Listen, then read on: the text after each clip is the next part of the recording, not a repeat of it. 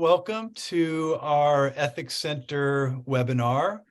I'm Dr. Andrew Fiala. I'm the director of the Ethics Center here at Fresno State and a professor of philosophy. As you know, this lecture is going to be with Leland Harper and Jennifer Kling, who wrote this interesting new book, Racist, Not Racist, Anti-Racist. That's the focus of the talk. As we begin, I just want to say thanks to the Fresno State Alumni Association, and they helped set up all the Zoom stuff and do the registration. And then also thank you to Eduardo Tovar, the student assistant this semester, who's helping with all this stuff. We do events like this, like 5 or 6 events every semester, 10 or 12 events a year, panel discussions, public lectures, interviews. And the goal is to inspire critical thinking and to model civil discourse. So I just want to start off with just a brief thing, like, we're going to talk about some sensitive stuff here, undoubtedly. The goal is to learn and, think. So please be civil and kind and generous in your comments. And we're going to use the chat and Q&A functions to interact with the panelists here. Before I introduce the panelists, the next event, just want to say a blurb for this. My assistant, Eduardo, has planned this one. It's going to be called Diversity in Sci-Fi and Fantasy. And it's going to be about like cultural appropriation and changing norms of who the actors are and how the stories unfold in light of race and ethnicity. Eduardo thought it up. And he's invited several of our professors from Fresno State to speak at that event. It'll be Robert Maldonado, James Rocha from the philosophy department, and Samuel Contreras from Chicano and Latin American Studies. So that's going to be on April 13th. And Eduardo, I'm going to just prompt you to, if you can throw in the chat like our social contact stuff, if people want to follow us and keep track of that. So real quick introductions, and then I'll get out of the way and let the speaker speak. So it's my pleasure to welcome and introduce Jennifer Kling, who is an assistant professor of philosophy and director of the Center for Legal Studies at the University of Colorado in Colorado Springs. She's the author of a book, War Refugees, Risk, Justice, and Moral Responsibility, and also the editor of Pacifism, Politics, and Feminism, Intersections and Innovations. And just kind of on a personal note, I got to know Jennifer through Concerned Philosophers for Peace, an organization, national organization, and Jen's the executive director of that organization. And she and I collaborated recently on a new book, a debate book called Can War Be Justified? So it's been great working with you, Jennifer. Thank you. And then our co-presenter is Leland Royce Harper, who is associate professor at Siena Heights University in Michigan. He's actually Zooming with us from Toronto. So it's like, multi-country event here. Leland teaches and writes about philosophy of religion and philosophy of race. He's examined the epistemic status of miracles and religious experience, as well as issues related to the semantics of racism and injustice. He's the author of a cool-sounding book, Multiverse Deism, Shifting Perspectives of God in the World. I'm going to have to get a hold of that. And editor of a collection of essays entitled The Crisis of American Democracy. So as you know, the title of this talk is Racist, Not Racist, Anti-Racist. The subtitle of the book that these authors collaborated on is Language and the Dynamic Disaster of American Racism. This is going to be fascinating. The speakers will speak for about 40 to 45 minutes, and then we'll have plenty of time for Q&A. And we're going to use the chat or the Q&A function for that. So anyway, I'm done. I'll get out of the way. Leland and Jennifer, thank you so much for joining us. The floor is yours. Go ahead, Jen. All right. Thank you so much. We really appreciate it. Thank you for having us here to speak. I really want to come to the sci-fi fantasy one next month. So I'm putting that on my calendar as we speak. So yeah, thank you everyone for being here. We're going to go ahead and get started. So Leland, do you want to take it away? Yeah, as soon as I start sharing my screen somehow. Get to what I want to get to. And we should see a PowerPoint now, correct? No? Correct. Yes? We've got Correct. it. Wonderful. Yep. Yes. All right. I don't know why my text isn't coming up. Terrible start. Anyways, that's okay. It was just the title of our talk. That's fine. We'll figure the rest out. So we just want to start with kind of this nice level setting, I think, video by Kimberlé Crenshaw. So if any of you know who Kimberlé Crenshaw is, she's a legal scholar at UCLA, if I remember correctly. And she's the one who kind of coined and made prominent this term intersectionality, right? So we have a short kind of clip of a video, or a short segment of a video that will play. And I think this will help to frame some of these ideas that we're going to go on to speak about over the next 35, 40 minutes. Discrimination they were experiencing. Why wasn't the real unfairness law's refusal to protect African American women simply because their experiences weren't exactly the same as white women and African American men? Rather than broadening the frame to include African American women, the court simply tossed their case completely out of court. So first of all, Black women weren't allowed to work at the plant. Second of all, the court doubled down on this exclusion by making it legally inconsequential. And to boot, there was no name for this problem. And we all know that where there's no name for a problem, you can't see a problem. And when you can't see a problem, you pretty much can't solve it. Many years. So that's just, obviously part of a much longer TED Talk by Kimberlé Crenshaw.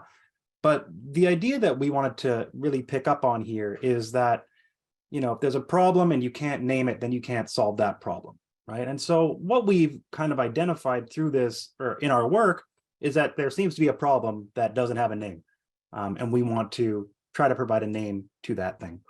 So I guess we'll start with a little bit of a kind of how this project came to be, right? So back in 2019, it was Ta-Nehisi Coates was kind of speaking in Washington, and as typically happens with politicians, they come out of their office and there's reporters to just kind of ask them questions about what they saw, what they're thinking about certain topics.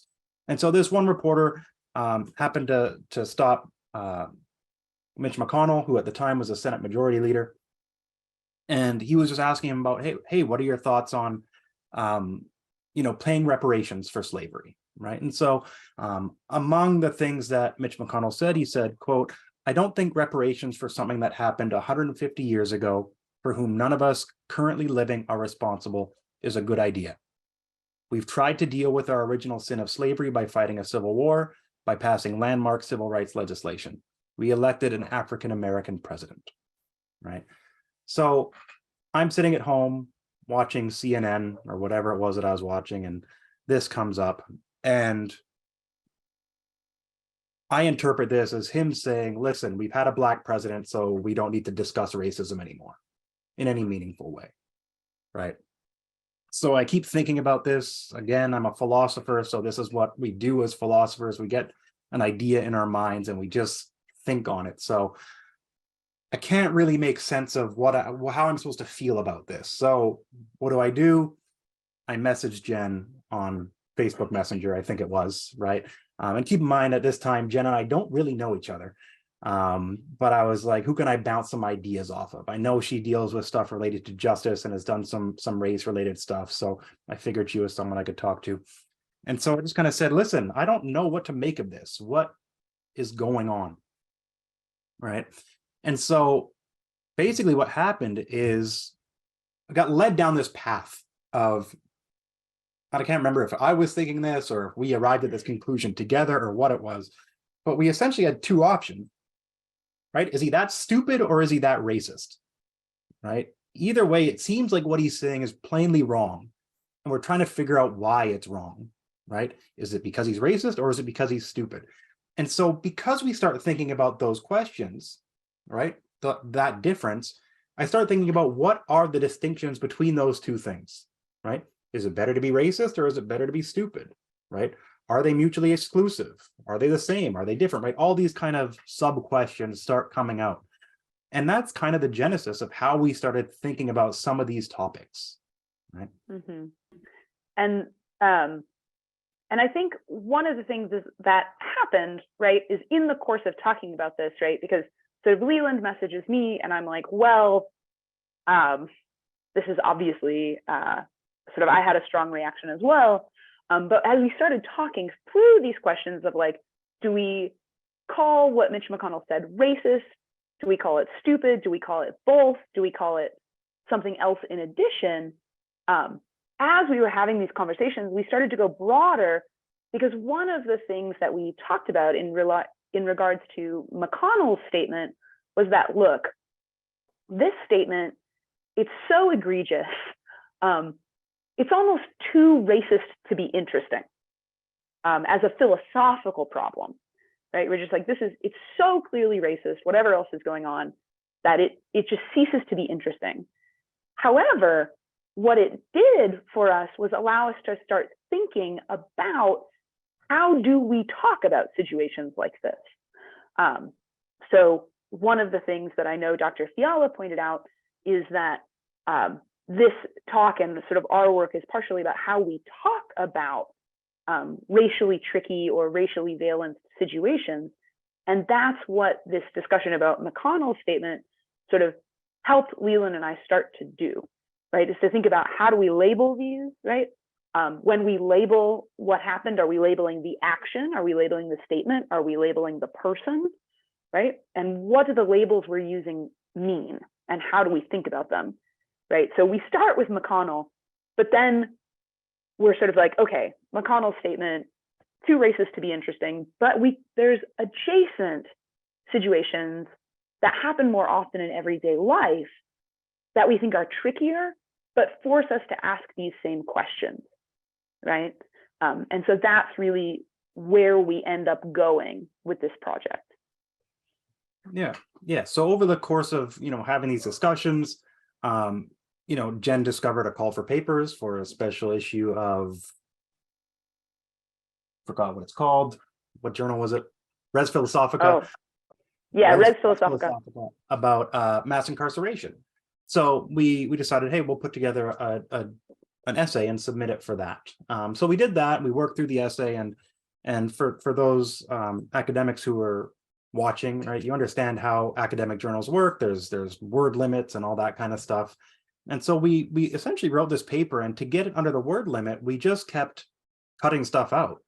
And we kind of got to that, whatever it was, 12,000 words.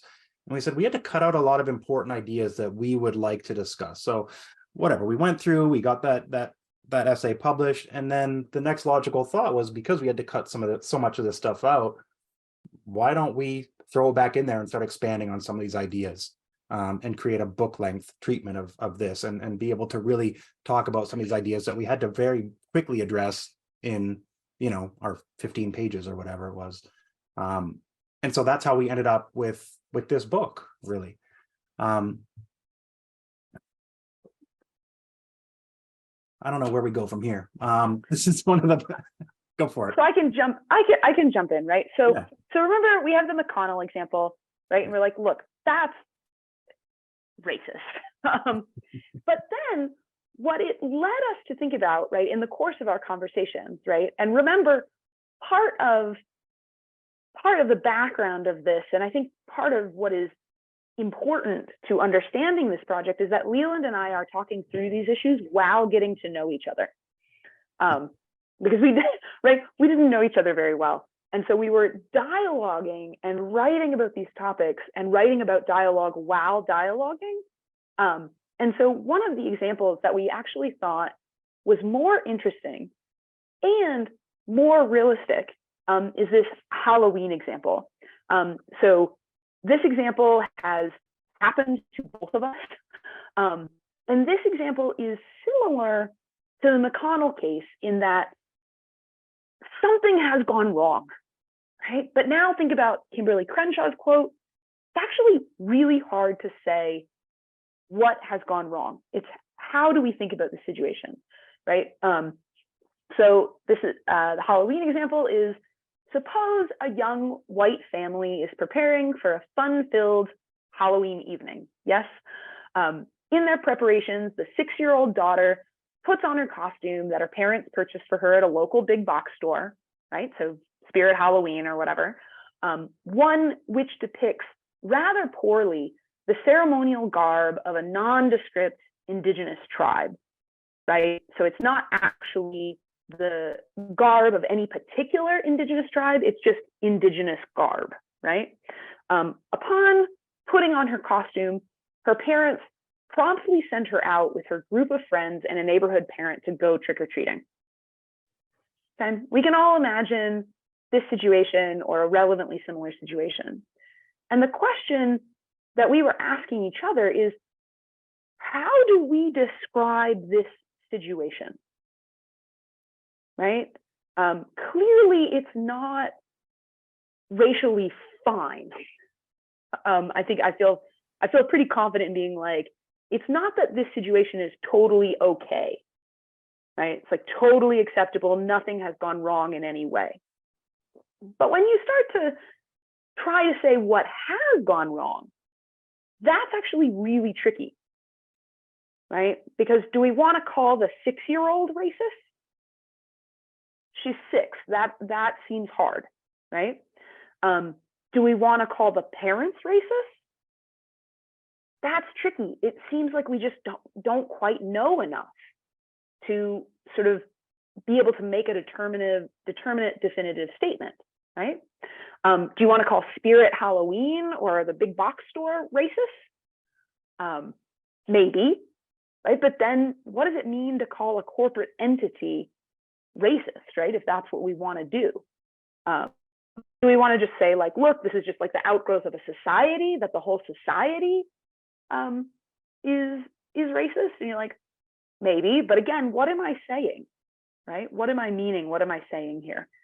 Because it seems more correct, right? And this is what Leland and I kept doing. We were like, yeah, that's definitely a thing. Something definitely just happened. But what just happened? How do we describe it? Because in our language, right, we don't have, it seems like, quite the correct language to say what we want to say about this situation. Yeah, and I think, even to this point, right, there's legitimate arguments on either side of, like, if you want to say this as racist or not, or don't want to call it racist, there's arguments on either side for why we might want to call the 6-year-old racist, or why we don't want to call the 6-year-old racist, or why we want to call the parents racist, or why we don't want to call the parents racist, or the situation, or the store, society, or whatever. There's reasonable arguments on either side of those, right? Or on either side of that. And, further to the point, it was, as Jen said, we've exactly seen this. We have young children who go to school. I saw this exact thing shortly after. I don't even know if this book was out at this point. Yeah, I think it was right at like a week after it came out, because it came out in mid-October. So right around Halloween. And yeah, it was just such a weird thing to see, saying like, hey, I've written about this and now I'm seeing it. And I think I remember messaging Jen and being like, I saw the thing. And it's still, right, it's the thing. It's just trying to frame it and trying to accurately describe it. And so that's what we're looking at. And we like this description, or this example, because it's fictional here. It is something that we can easily point to in our cases where we've both seen it at our children's schools, or you could easily imagine it if you haven't seen it, right? We can understand that. So we have this situation and we're trying to figure out how we describe it. And as you can see, we're having difficulty describing it. So this kind of combines with, at the same time as we were having these thoughts, I was also teaching a course called Philosophy of Love and Sex. And in this course, I teach a reading in which they talk about, it's an idea distinguishing between good sex and rape, or permissible sex or bad sex, and kind of distinguishing between all these areas, right? So we can have good sex, which is kind of or good sexual activity, which is going to be 100% consensual, right? Everything's great. And then on the other side, we have rape, which is obviously, we know what rape is, but that non-consensual, however exactly you want to define it in legal terms or other terms, but non-consensual sexual activity. And what the reading argues is that most of our sexual activity, our everyday sexual activity, falls in this gray area in between good sex and rape, right? Because of the way social norms are set up, there's always going to be a little bit of pressure for the woman to sleep with the man or something, or because so-and-so paid for the date, then there's going to be a little pressure. So it's not necessarily 100% permissible. It's not necessarily 100% consensual. There's still going to be some sort of something going on there that pushes it away from that end of the spectrum, but certainly not to rape, right? And so the idea is that a lot of the stuff that we deal with in our sex lives is going to be in this gray area for which we have no name, right? And so we see that kind of phenomena taking place in our race-based language as well, right? So as we talk about good sex and rape, right, you can start to see that gray area breaking down where we have, something like sexual assault or different degrees of sexual assault, right? That's kind of breaking up that gray area. It's getting more specific, right? We have sexual harassment, right? That's another term that we can use that, it's not good, but it's not rape, but it's sexual harassment. It's somewhere in the middle, right? So we're seeing that start to break down when we're talking about sexual activity, but we're not seeing that same progress when it comes to describing race-based situations. So the idea was that we can take this kind of model that's being used in the philosophy of love and sex and apply it to race-based situations. So typically, increasingly, we're left with these three terms, right, to describe race-based situations. It's either racist, it's not racist, in which case it's just benign and doesn't really have any racial bearing, or it's anti-racist, which is actively fighting against racism. So if you're familiar with Ibram Kendi, that's the term that he's brought to prominence and that has kind of gained traction over the past maybe 4 to 6 years or so, maybe even more recently than that. But the idea is that most of our everyday race-based situations cannot be accurately or adequately captured by racist, not racist, or anti-racist. And that actually we're going to see quite a few race-based situations that fall between racist and not racist on this race-based situation continuum, right? So our gray area here is between racist and not racist. And those are the situations we want to address. So we want to talk about situations that maybe don't rise up to some minimum threshold for what we want to deem racist, but it's also not, as Jen said, nothing. It's not all okay. It's not something that we can just look past and keep moving. It's something that may still need to be addressed, but we may not feel comfortable or we don't think it moves up to the level of racism. So we have to find something else to call it, to be able to speak about it, to be able to contextualize it within our own minds, right? And so that's the work that's the problem that we point out, and that's the solution that we're trying to find. What can we do? How can we fill in that gray area, right? Mm-hmm. Yeah, and I want to sort of point out that we're making two claims here, right? And one claim is just a claim about the world, right? And this tracks sort of the analogy to sex, right, that Leland was mentioning earlier, which is that we currently sort of have these three terms, right? Things either fall into the racist bucket, the not racist bucket, or the anti-racist bucket. But part of what we're trying to say is like, look, the world is more complicated than that. There are all of these edge cases, right? There are going to be all of these situations that are like racially tricky, right? Or have some bearing on how people are thinking about and understanding race and racism.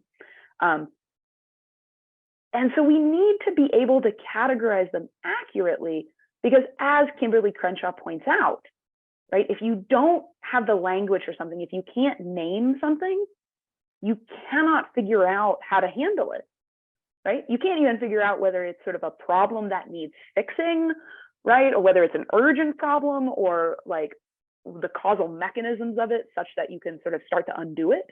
And so partially, this is a claim about what the world is like.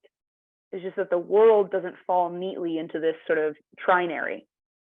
And then partially, right, and this is what we're going to go on to discuss, this is a claim about how we talk about things, right? And how we talk about things that happen or that we see or that happen to us or other people or that we're involved in, right? Because when you've only got the words racist, not racist, or anti-racist, it can make it really hard to have productive conversations about these race-based situations, right? Because, and Leland, tell me if I'm jumping ahead here, but I don't think that I am. Because, cool, because it turns out that the way these words function in our language is they are heard by other people as character-based words, right? So if you call a race-based situation racist, what the person involved in that situation hears is, I'm a racist.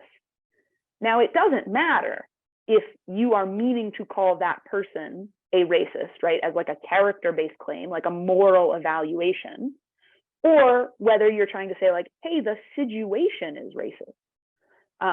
What they hear is, Jen just called me a racist. That means she thinks I'm evil. Conversation over, right?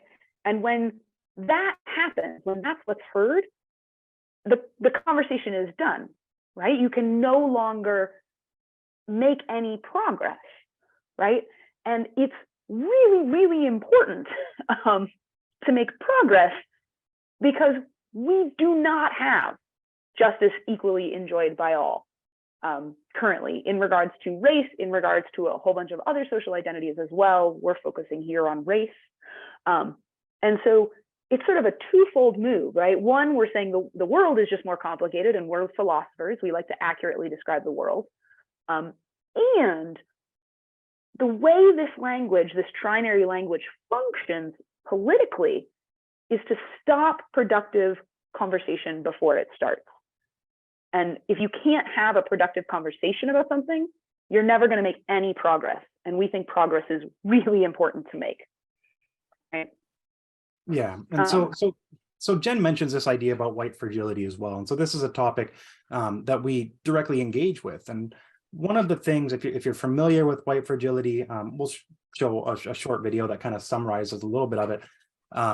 But the idea is that we just want to be able to facilitate these open, honest, and accurate conversations. And that's not happening because we don't have the right terminology to do so, right? So I'll play this short clip from Robin DiAngelo. She wrote White Fragility, so I think it still might be the #1 best-selling book on Amazon or New York Times or whatever, I don't know, some list. One of these things that sells bazillions of copies. But here's a few minutes of her explaining it, and we'll go on to speak a little bit more about that. White fragility is the defensiveness, the argumentation, the hurt feelings, the withdrawal that often erupts whenever white people are challenged on their racial worldviews. You know what? This is a color-free zone here. Stanley, I don't look at you as another race. See, this is what I'm talking about. We don't have to pretend that we're colorblind. Exactly. That's fighting ignorance with more ignorance. The fragility part is meant to capture how little it takes to cause white people to erupt in defensiveness. But the impact of that defensiveness, however, is not fragile at all. It functions as a kind of everyday white racial control by making it so difficult for people to challenge us on our unaware assumptions and biases that most of the time they don't. And so it functions to keep everybody in their place and protect the racial hierarchy. No, I'm not a racist. I am the least racist person you have ever interviewed. That I can tell you. Some defensiveness is natural. It's a natural part of the process. The key is that you must move through that defensiveness. It's defensiveness that functions to refuse to engage, to protect a very limited worldview, to let in no information or no challenge. Guys, come on, okay? I just want to be able to do and say whatever I want, whenever I want, and I don't want to have to think about the world's problems.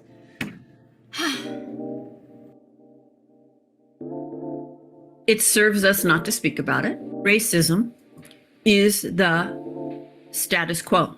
It is the status quo of your society, of my society, of all Western-oriented white settler colonialist cultures. And that status quo of racism is comfortable for me as a white person virtually 24/7. This country's judicial system has not been great for us. No. And here comes a 2-hour lecture on black stuff. God, I wish my proxy were here. Go ahead. So I am not going to get to where I'm. And so I'll stop it there. And I mean, some of the clips that they show, maybe you may think are a little bit over the top. But as somebody who facilitates anti-racism workshops, those are the kind of comments that you will get in mixed company in front of a bunch of people. It's happened several times recently. And so we adopt a lot of what D'Angelo says, but we're divergent on a couple of ideas, right? So one of D'Angelo's ideas is that to move through this, basically white people just need to get uncomfortable and sit there and deal with it, right? If white folks are uncomfortable talking about race and racism, too bad, get over it. You're just gonna have to sit there and take it. We're not fully on board with that.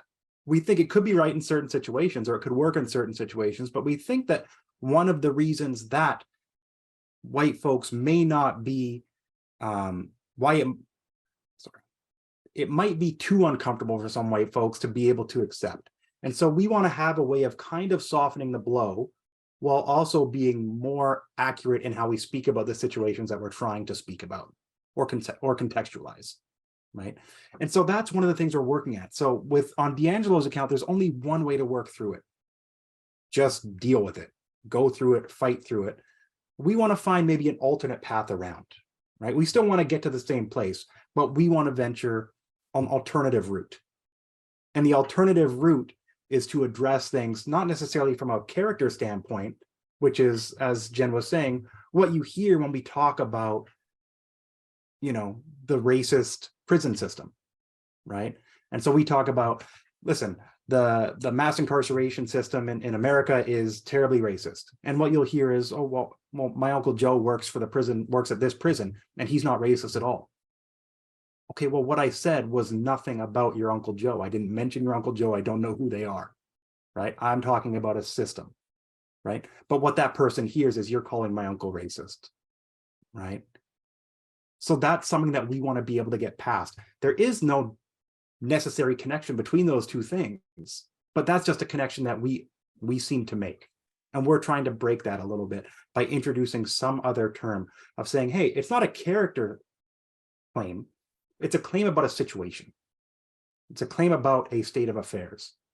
And in this case, we want to make a claim on knowledge, right? So we'll get to that in a little bit.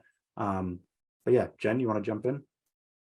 Yeah, and so part of, I think, what is important, and Leland and I talk about this a lot in the book, is that it's important to not shy away from calling racist racist. So sometimes people are like, well, you're just being too nice, right?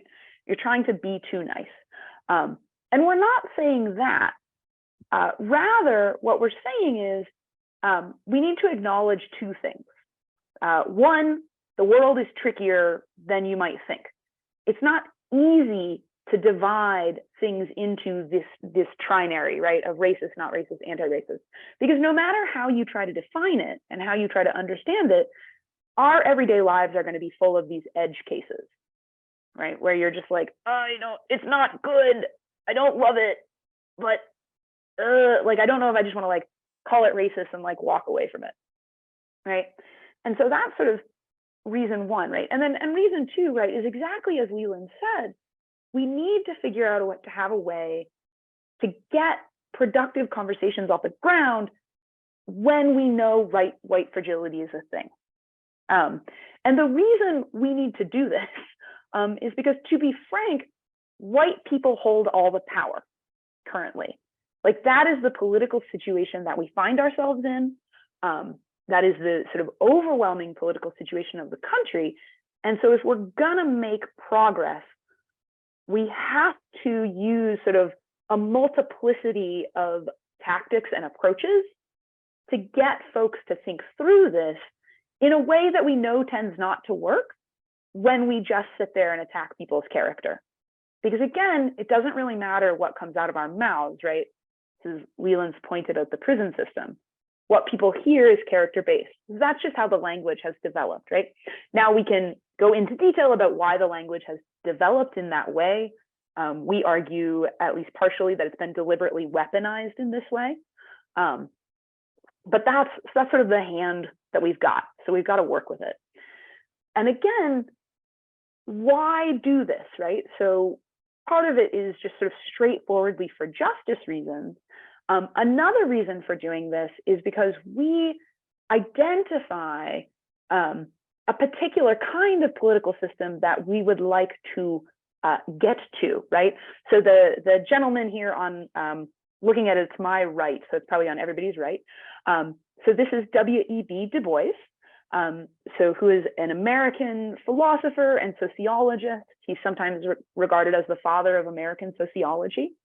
And he argues for a particular understanding of dialogue-based democracy, okay?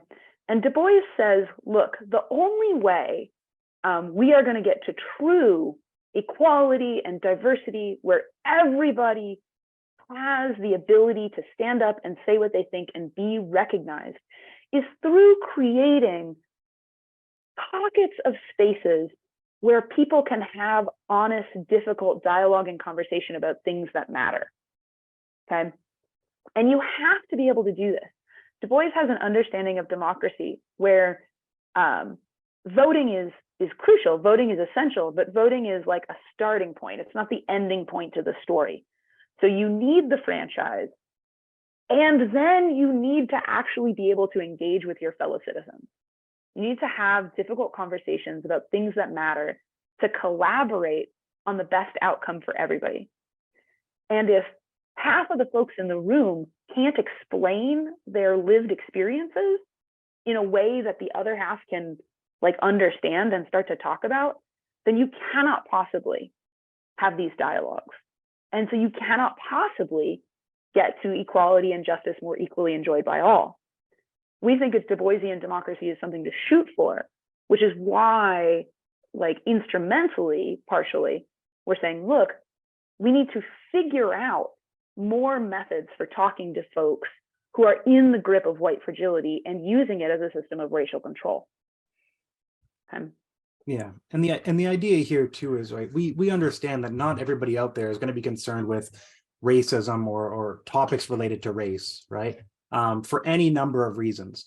But what people are going to be interested in is justice, right? Everybody is going to be interested in justice in one way or another. We might have different ideas of what justice is, but you are still after justice in one way or another, right? So if you're not, then you're kind of those are few and far between. We're not really worried about them anyways. But by and large, people are going to be after justice. If you hear banging, for some reason, my 3-year-old son is banging on my office door right now.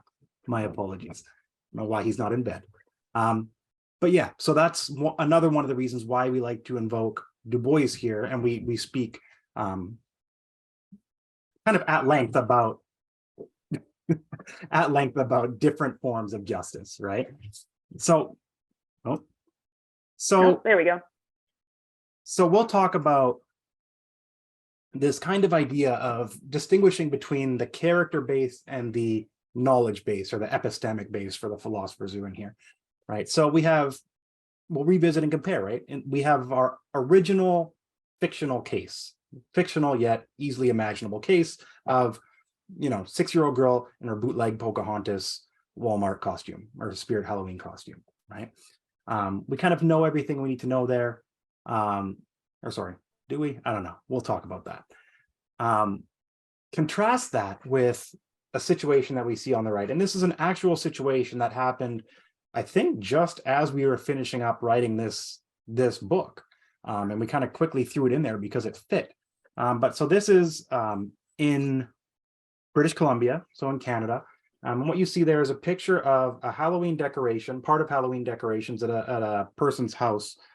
And what it is, it's a life-sized kind of figure with black hands. You can see kind of a black head like that hanging from a noose from a tree. And then also incorporated in that is like a Confederate flag and some other kind of stuff like that.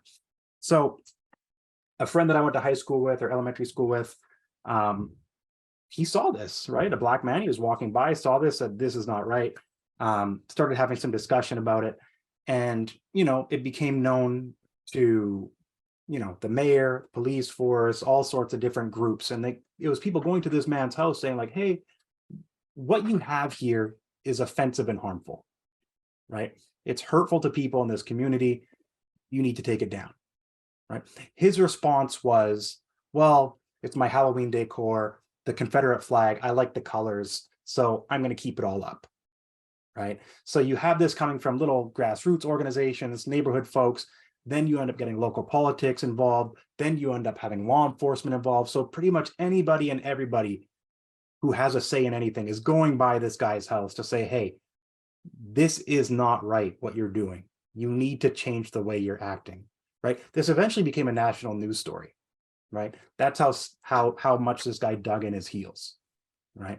So in the first case, when we're looking at this hypothetical but realistic situation of this little girl, we just don't know all that we need to know, right?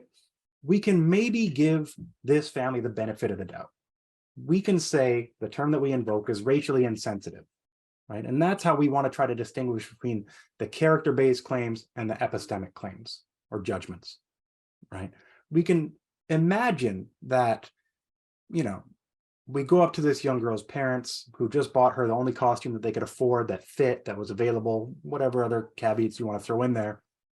Then we could pull them aside and say, hey, listen, I don't know if you know this, but it's not appropriate for somebody to be wearing that costume. And they could say, oh my goodness, I'm so sorry, I didn't know. Immediately go out, take her back inside, change her somehow, whatever. Address the situation, it won't happen again, right? We can have other conversations about whether that's something they should have known. But at least in that situation, in that little snippet, right, they weren't out there to necessarily hurt anybody. When they found out that they were doing something harmful or wrong for people, they did their best to correct their actions, right? And that's why we may be disinclined to say that they're racist or that that situation is racist. And we may want to downgrade it, really, from racist to racially insensitive. And the idea here is that it's a lot harder to come back from a character-based kind of judgment, right? If I go to you and I say, you're a terrible person, what's my road to redemption? If I can even figure out what that road to redemption is, it's going to be long and it's going to be hard. If I go to you and say, hey, there's something that you should know, that road to redemption is probably pretty easy. Pick up a book, talk to somebody, do a Google search, watch a documentary, right? We can address those knowledge-based things fairly easily and fairly straightforward, right? So now if we shift over to this other situation, the real situation, we don't want to call this guy racially insensitive. We're going to call this guy racist because he has all the relevant information. Person after person, group after group has gone to him saying, hey, what you're doing is problematic and here is why. And he refuses to acknowledge that, and he refuses to change his course of action, right? So we could start off the situation saying, okay, maybe guy didn't know.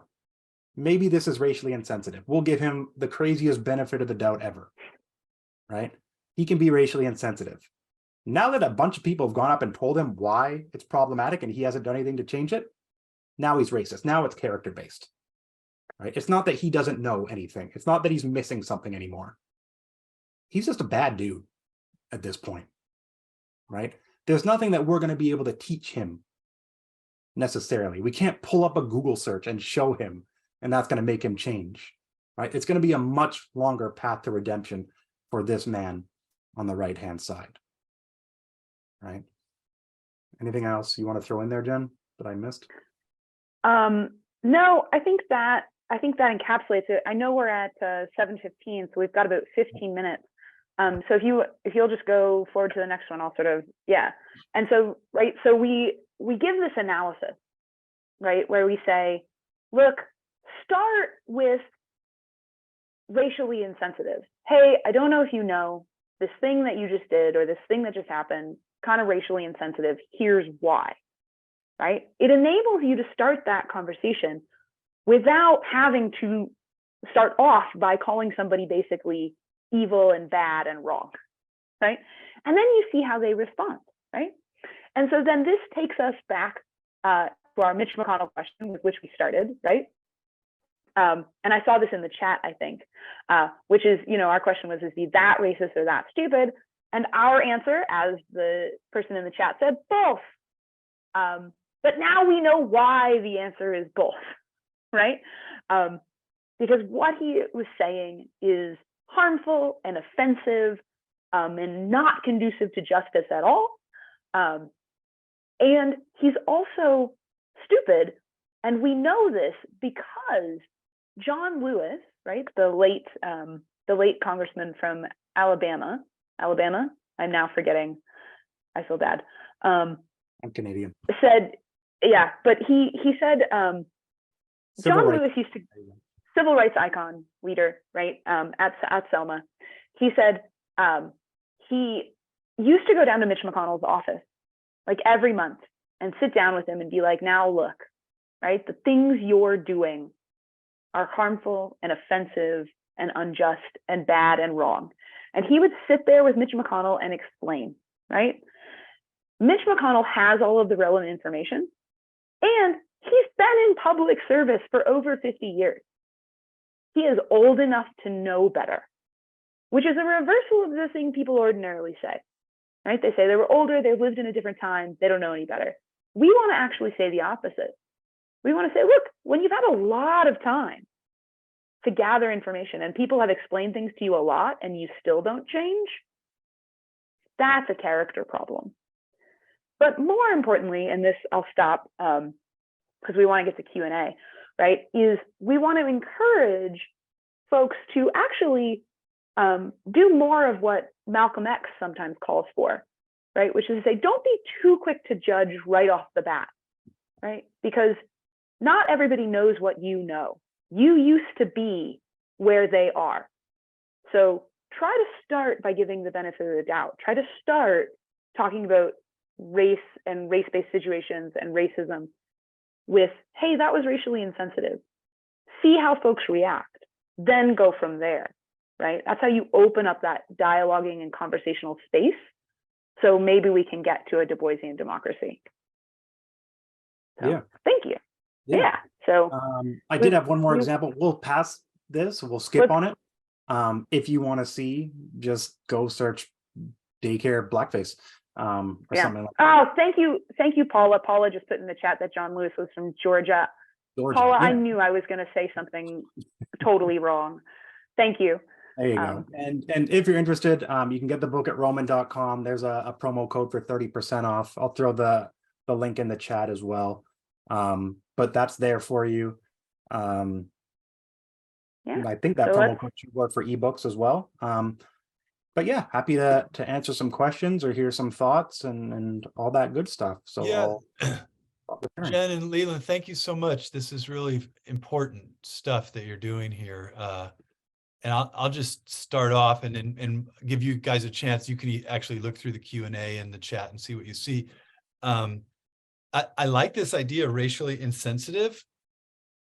That also sounds a little bit character-based, like you're insensitive, right? Like how dare you? You need to be more in tune. And then, I'm just throwing out that there's actually lots of words that we probably need. And even, like if I like maybe, okay, McConnell's not stupid, but ignorant, right? It's another word. Sometimes ignorant is, insulting. I mean, how is it, are there any neutral words in this? It's always going to somehow feel like character in a way. Am I right? What do you think? Yeah, I mean, I can speak to this a little bit. I think it is one of the problems that we have to deal with, right, is that anything can be taken any which way by anyone, right? And it's very, very hard to get away from character-based language because that's how we tend to hear things. So we put forward racially insensitive as at least leaves open the potential for change, right? Much easier than like, look, you're just racist, which is pretty much connoted with just evil, horrible, slime, awful. No offense to slime. I'm sure slime is great. Right. And so, but insensitive, I think you're right. I think you could hear it maybe as a character thing, but sensitivity is something you can alter, right? And it's already a word we do have in our culture, right? Where people talk about being made more sensitive to, right? And more aware of, right? That's at least more knowledge-based. And the other thing we try to point out in the longer project is that we're just giving one term, and we are going to need a multiplicity of terms, right? We're just trying to open the discussion, much in the way that the feminists did in the 50s and 60s, right? To sexual assault, sexual harassment, right? And we start to get this language, and we're perfectly happy to go with what language kind of takes hold. We just want to call for complexifying the language in a lot of different directions, right? We actually use an analog to the LGBTQIA+ community in the book, right? Where we say like, look, 100 years ago, we just didn't have a lot of this language. And as we learn more, right, we complexify the language, and that's actually really helpful. It's really helpful for people being able to make sense of their experiences, to make sense of the world. And so we think we need to complexify the language here in the same way. We pitch racially insensitive, but we're open to lots of different words. Hopefully that helps. Yeah, thank you. Leland, if you want to add, feel free. But I think looking in the I covered it.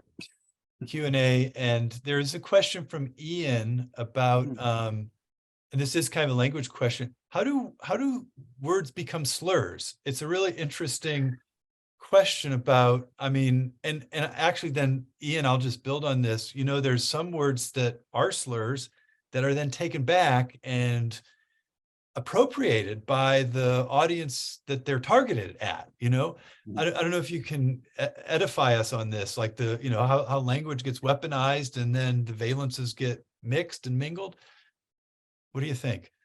Yeah, we don't touch on that too much here, because we're not terribly involved in the idea of slurs and like Ian says, the reclamation of slurs. There is a bunch of research out there on that and literature about that. So you can look at, in terms of weaponization, you can look at Fanon. In terms of slurs, you can look at people like Lavelle Anderson, that kind of stuff. So there you go.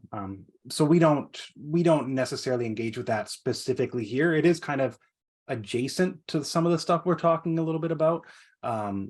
Interesting, but I don't think it's necessarily part of where we are, because the connections are that those slurs are typically going to be character based for the most part, in some way or another. Maybe, but I would also think that when people are using those slurs, they're intending them to be character based, and they have other ways of speaking that aren't character based in that sense. But that just seems like a completely different aim than what we're focused on here. It almost seems like the slur's intent is to obscure reality in a negative sense, whereas ours is to more accurately represent reality. I would say, I think that's a claim I'm comfortable making. So yeah, related, but not necessarily within the scope of what we're looking at here. And I can, is it okay if I tack on really quickly? I think one of the reasons we don't go this direction is because we are really talking a lot about how you have these conversations. Yes. And so some of this is going to be really, really dependent on sort of your relationship, right, or lack thereof, with the person or persons with whom you're dialoguing. Yes. So of course it is true that like linguistics change in context. Yes. So the way Leland and I talk to each other is not going to be the way that like, Andy, that you and I might talk to each other. Yes. The way that I will like talk to my neighbor, all of these things. And so the language is important, but it's important because we're trying to move from that like conversation shutting down space to the conversation opening space.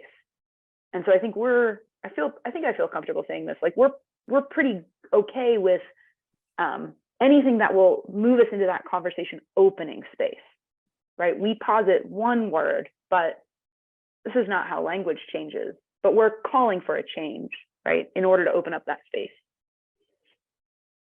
There's a question in the chat from Gerardo. Oops, I just lost it. Who says, in terms of the girl wearing the costume, would it have to be someone who has an indigenous ethnicity letting them know that it's racially insensitive? Well, I guess there's a kind of even general question here about allies and, you know, who's empowered to say what, and how does the conversation proceed, and who should be facilitating those conversations? Should the teacher at school say something if the kid wears that to school? You know, they bring in a third party. I mean, what do you think about that? It should always be the able-bodied cisgender white male. Generally, that's who it should be. They're the ones that hold the power. They're the ones who should be calling their stuff out. And we talk about this, I can't remember what chapter, but in one of the texts, or in one of the chapters of the text, it's not necessarily always going to be safe for people of equity-seeking groups to be able to have these conversations, right? It's not necessarily safe for me as one of the only full-time Black faculty members at my university to call my university president racist, right? For any number of reasons, right? Because whereas it may be safe, or could be a lot safer for that, you know, able-bodied cisgender white male to do so, who has, you know, likely a security net, either physically, well, not physically, but socially, financially, all that kind of stuff that traditionally people from equity-seeking groups don't have. So our idea, or what we typically say is, you know, if you're from an equity-seeking group and you feel safe to speak up and you feel it's appropriate, by all means, go do it. But the responsibility is not solely yours, or the responsibility is yours, period. The responsibility is of the people who have that safety, who have that security, right? And again, it's typically going to be those able-bodied cisgender white men. Yeah, and so I think one of the ways that we've talked about this a little bit, right, is that equity-seeking groups get to set the agenda, right? But then executing the agenda needs to happen from the folks who have the most social and political power, right? Leland, does that sound fairly accurate? Yeah. Right. But so it's actually the opposite, I think, of the way that sometimes this gets played out, right? Is that like only members of equity-seeking groups can or should be taking up space in these conversations. But we actually think like, no, it's the folks with the power, right? Because for folks who don't have the power, it's not safe necessarily, right? And so it's the responsibility on folks who are currently benefiting, right, to start to fix it. Well, and I hear your point too, that what you're worried about is the polarization and the accusation. And if members of groups speak to each other about these things rather than across and against one another, that's in a sense depolarizing, right? Like, you know, the white cisgender male says to the other white cisgender male, hey, wait a minute, you know, that's not cool. That's a little different than if it's, you know, somebody from a oppressed group who has to speak up. I mean, the power dynamic is going to be, and the level of accusation, I think. I'm watching our clock. Let me I know we want to end on time. Let me just invite you each to offer a couple of concluding remarks, and then we'll wrap this up. Anything you want us to take away? Any place we could go to get further research? You gave us the recommendation for the book. A couple parting words from each of you. Yeah. You go first, Jen. I can. I don't know. I was going to point people. There's a lot of really good work in this area. So I always point people towards Du Bois. I really like reading W.E. Du Bois. I saw a question in the Q&A, was Du Bois an anti-racist? Yes. Du Bois has really, really wonderful, very interesting things to say about race and racism. The Souls of Black Folk, Darkwater. Du Bois is a really interesting scholar, so highly recommend. Highly recommend Kimberly Crenshaw, right, in this space. Frantz Fanon for a lot on language. But most importantly, I think, like, the thing I'll say, right, is kind of just what I said before, right, which is that we want people to feel empowered to start these conversations, because sometimes it feels like, oh, I don't want to say anything because I might say the wrong thing. Yes, and like, I don't want to say anything because I don't want to get in a fight and I don't want to like mess it up, right? But the way to be an ally, the way to make progress is to feel empowered to say, hey, that's maybe not cool. Can we have a conversation, right? And we're hoping that our project lets people, like, it gives people a way to say, hey, maybe you didn't know something, right?